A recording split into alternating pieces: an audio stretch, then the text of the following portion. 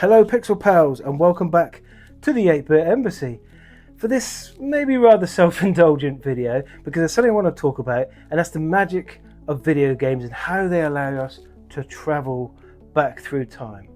For example, if I fired up GoldenEye right now, it's undeniably a great game. That's not the only reason I'm playing it. When I play GoldenEye now, I feel a little bit like I'm 20-something again. But my personal gaming history goes back way past that. Unfortunately, I have a time machine and it lets me travel back through gaming's past and even explore the avenues that I didn't take on the first time.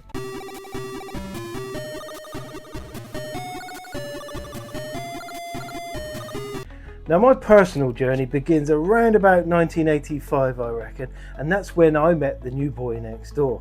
While our parents chatted and got to know each other downstairs, we were exiled to the box room. Not that we minded though, because inside that tiny space was a tiny computer. A microcomputer even, the ZX Spectrum 48K. Dead Man's Skin Edition, excellent. At this point, I should explain that this was my epiphany for video games rather than my first exposure. Sure, I'd had limited exposure to video games before. I once played Space Invaders when I was too young to really grasp the concept, and I was standing on tiptoes flailing at the buttons. Thanks to the BBC's campaign, my tiny school had a single BBC micro, but that was mostly used for painfully dry educational software. We had Osprey, where you manage resources to help the birds of prey breed. It was pretty boring. You just set 3 different parameters and then the game just played out, and then you tweaked the parameters at the end of that round. Mostly what you did was watch the screen. There was also Wagons West, and that was Britain's version of the Oregon Trail, which is about as much fun as actual dysentery.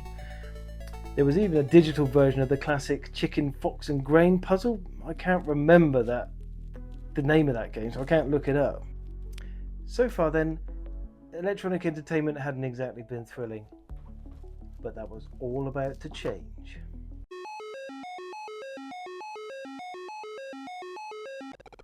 The first game we played was the now legendary Jet Set Willy. Exploring the deep recesses of a bizarre mansion, dodging deadly creatures and uncovering hidden rooms. We didn't even bother with the actual goal, which is to collect all of the items after a huge party so the housekeeper would finally let Willy go back to bed. There's Maria, denying us access to our own bed. This was a sandbox game before we even knew what that meant. It wasn't a rigid, linear experience. This was an open world, and for 9-year-old me, it felt limitless. I honestly thought I could play this game forever, much like I did when GTA 3 arrived 16 years later. But forever is a long time, especially when you're 9, and before long, another classic was squealing onto the screen.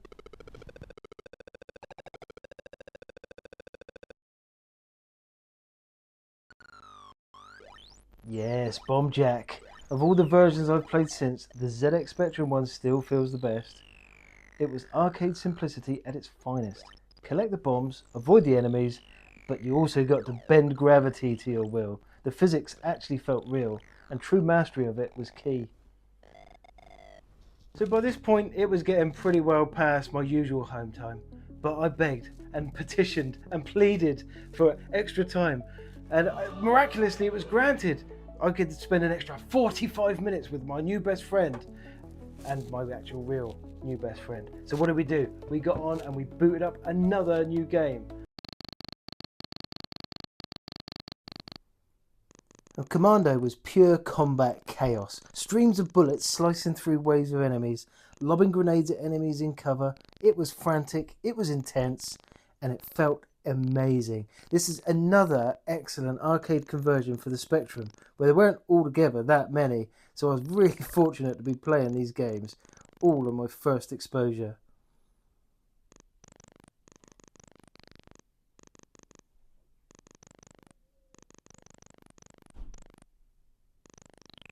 Now, after a night like that, there was no question. I needed to get my own Spectrum, and within a short amount of time, I managed to get one second-hand from the classified ads from an old guy the other side of town. We went over there and I asked him, does it come with any games? And he said, yes, it does, proudly.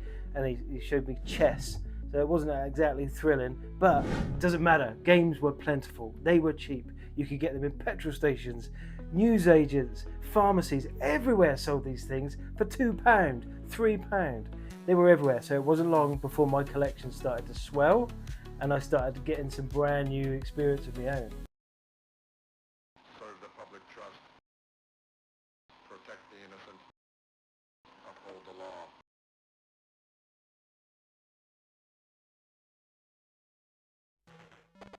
No, I really loved the movie of RoboCop, pretty much like everybody else did. We shouldn't have been watching it as kids, but there we go. Those 18 certificates were kind of seen as suggestions back in those days. The ZX Spectrum version of the RoboCop arcade game is, in my opinion, the best version of this game. He moves slowly, deliberately, he's got no jump, and you have to shoot precisely and conserve your ammo, and it perfectly catches the feel of the film's character.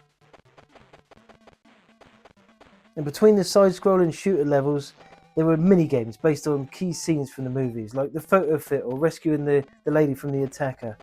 These things made this game great, but it's not why it's on the list. This is on this video now because it's the first game I ever completed. I can still remember the moment now, and it was a real feel of triumph.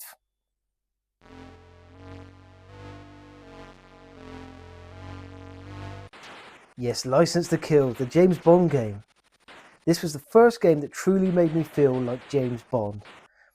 The second level especially, where it's a scrolling shooter, but it's got just enough tactical elements to make you think about what you're doing. Moving between cover, exploiting the environment. This was Bond's modus operandi, and it was done right.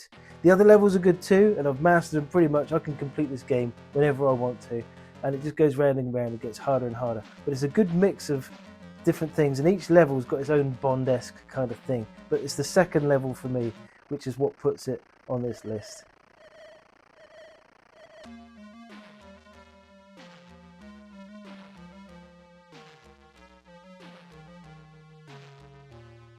So those are my personal ZX Spectrum highlights, but there was something around the corner. Something was coming, something bigger, more powerful and faster. It was the 16-bit era, and it was going to change everything.